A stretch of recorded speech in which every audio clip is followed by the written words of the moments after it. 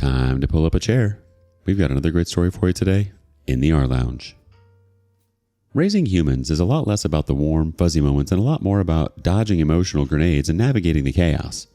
Today in the rLounge, let's talk about the reality of raising the next generation and trying to teach the older generation new tricks. Up first, a floating midlife crisis. My mom got a $30,000 personal loan in my name without my knowledge. The account is from February, which is when they bought a boat. Now, they've missed 4 payments and told me they're going to let it default since the boat can't be repossessed, and they're going to call DCFS on me. I knew my mom had her eye on a pontoon boat for the last year. She and my dad retired in 2022, and while they aren't swimming in money, they weren't hurting much for it either, or so I thought. They bought a boat in February for a little over $30,000. I didn't think a lot of it since they always rented a pontoon boat 2 to 3 times a year and didn't appear to have money issues. At the start of July, I began getting my ducks in a row to buy a house. When I applied for a pre-approval, I found out my credit score was barely over 600 and I had an extra $30,000 in debt I had no idea about. Even worse, it was over 90 days late. I told the lender the account wasn't mine and he said my identity had probably been stolen, but it was probably someone close to me as the money would have to go to a bank account with my name on it. I shared a bank account with my ex-fiancé and asked the bank to look into it. They said the account had been closed a couple of years ago when we broke up, and no attempts to send money to it or take money from it have been made since. I filed a dispute with the company and the credit agencies as it was obvious to me I had been hacked or my identity had been stolen. About a week ago, I got a notice from the company to my apartment, first I had ever heard from them, saying they were going to charge off the account if payment wasn't made. I requested more information from them and they linked me to their fraud department. They were able to tell me where the money was sent, to a bank account from when I was a minor that I shared with my mom. When I called that bank, they confirmed there was activity on the account and that statement showed the loan coming in and almost all of the money being transferred into what looks like my mom's account at the same bank. I haven't used that bank in more than a decade. I called my mom and asked her about it, and she, after a long pause, said that's how they bought the boat. They made 1 payment on the account and realized they probably couldn't afford the monthly payment for the next 5 years. When I asked why they hadn't told me, she said it was because they figured I would say no, they were right, and that they had worked hard in their lives and wanted to enjoy retirement. It ended by them saying the boat couldn't be repossessed because it was a personal loan. My mom suggested declaring bankruptcy and I told them that I was going to the police. My mom said not to do that because they wouldn't take it seriously. When I told her I was doing it anyway, she hinted that she might have to call DCFS on me. My 2-year-old burned themselves on a hot pan earlier this year. Simple ER visit and was told accidents happen. He's fine. Regarding an unsafe home, I think I'm still going to the police because declaring bankruptcy would make it impossible to buy a house. I just need to vent and looking for any advice. Let's check with the community for some top comments. First one. Copying this for every identity theft situation I see on here, since it seems to happen a lot, where you know who the person is who stole your identity. This is all information you can find on this sub and others. 1. Call the police. You're the victim of identity theft, plain and simple. It doesn't matter who did it or what your relationship is to them. They broke the law, now they have to face consequences of their actions. 2. Freeze your credit. You want to make sure it doesn't happen again. Take the proactive route of freezing your credit. 3. Monitor and track your credit. You need to be alerted if anyone tries opening a line of credit in your name.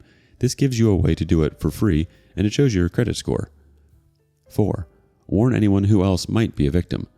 This includes family members or anyone else whose social security number might be compromised by the thief. 5. Take the police report to the credit bureaus. Give them the report number when you dispute all of the accounts. Most of the time, that will be enough for them to take the accounts off of your credit.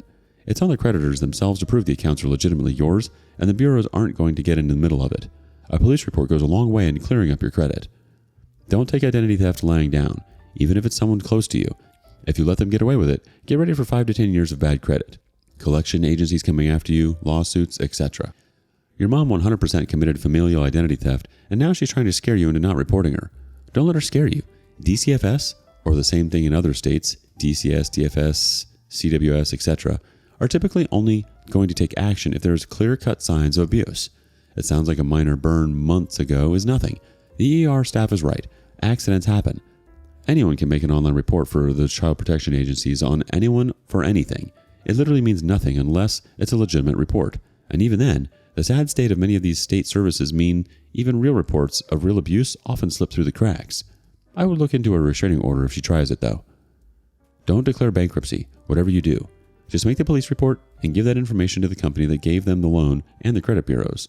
They'll take care of the rest. Another commenter says, she stole $30,000, potentially ruined your financial future for 7 years, threatened to put your child in a situation where they could be taken and put into foster care for an effing pontoon boat? Who needs a 401k when you can just loot your kid's credit for a pontoon boat? Call the cops. Freeze your credit. It doesn't matter that it's your mom. It is a crime, and if you don't report it, you'll be the one left dealing with the fallout for years. Update. I filed my police report the same day as my first post. The officer and I talked for probably 20 minutes, and I printed out a statement from the bank. I spoke with the detective a couple days later for another 20 minutes. Fast forward about 2.5 weeks, and my dad called saying my mom had been arrested. He said an officer and a detective showed up at their house asking to speak with her.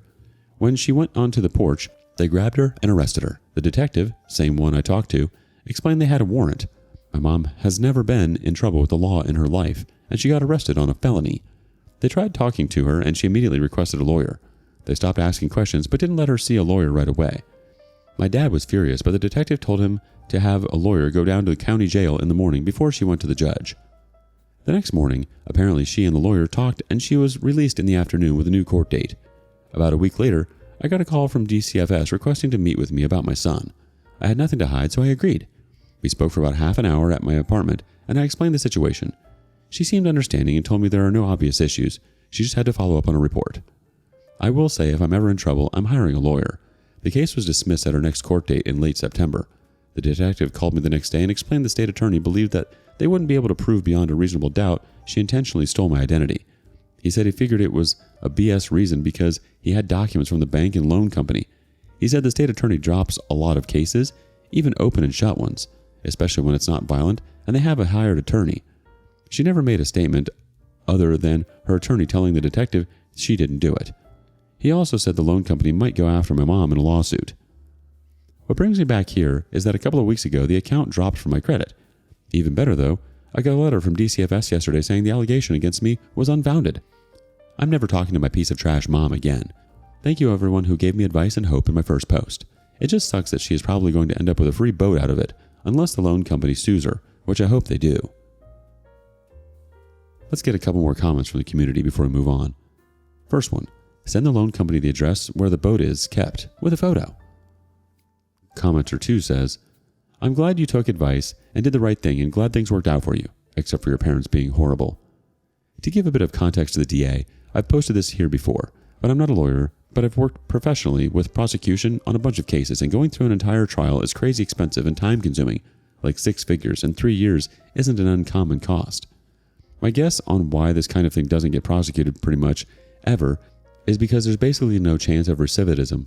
It's a crime of opportunity where she has very limited opportunities, and it's not likely to deter others from doing this if they make an example of a couple people, so there's no real legal benefit in spending the time and money to prosecute.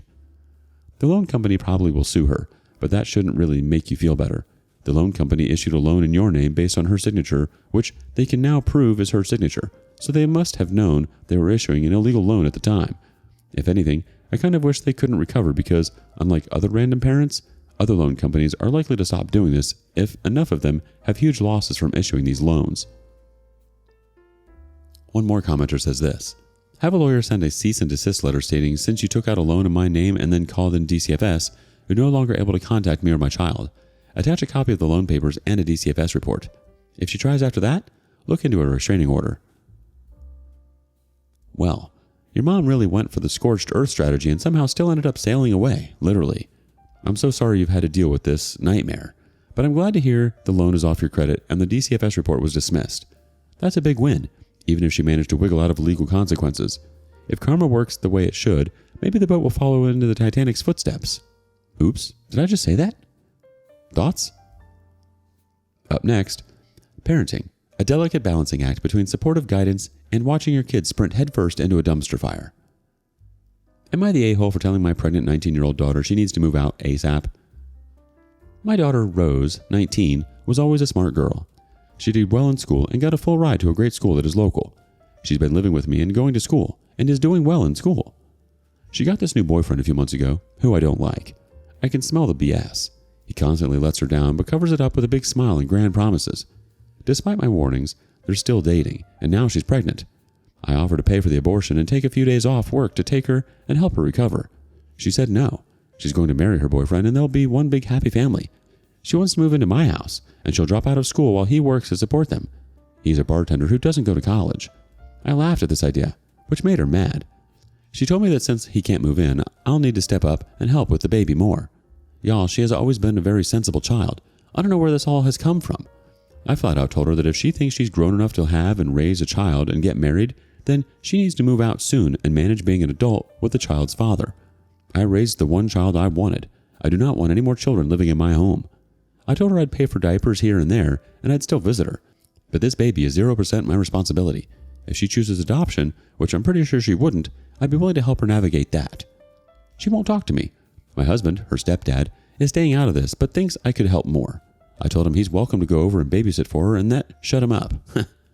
Am I the a-hole? Edit. I had my daughter when I was 19. I was married to her father, who was in the military. I still graduated college on time at the age of 22, and everything worked out well for us, until he died in service. The fact that it worked out okay for me is clouding my daughter's judgment, I think. Her trashy boyfriend can't even offer her or her child health insurance. It is a completely different scenario. Also, so many of you are suggesting I still let her live with me and keep the baby. This is not happening. I do not want a baby in my home, period. And I'm not babysitting either.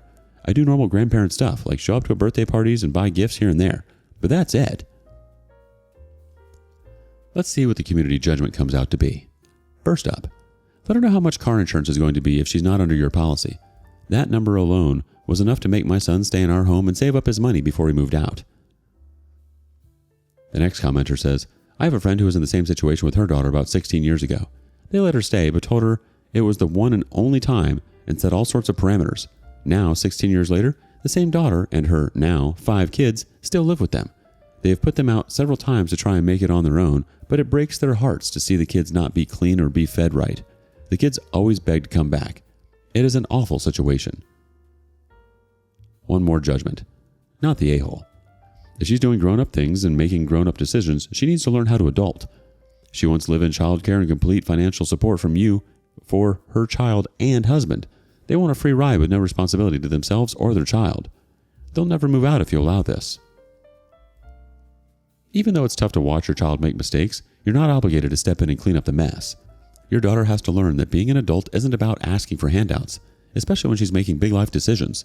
It sounds like you're doing your best to guide her while also not enabling her to make life harder for herself. She might be mad now, but hopefully she'll come to appreciate your tough love later on. What do you think? And thank you for joining us today in the rLounge. Be sure to like and subscribe and hit that notification bell so you don't miss out on our next video. Until next time. And please put your chair back where you found it.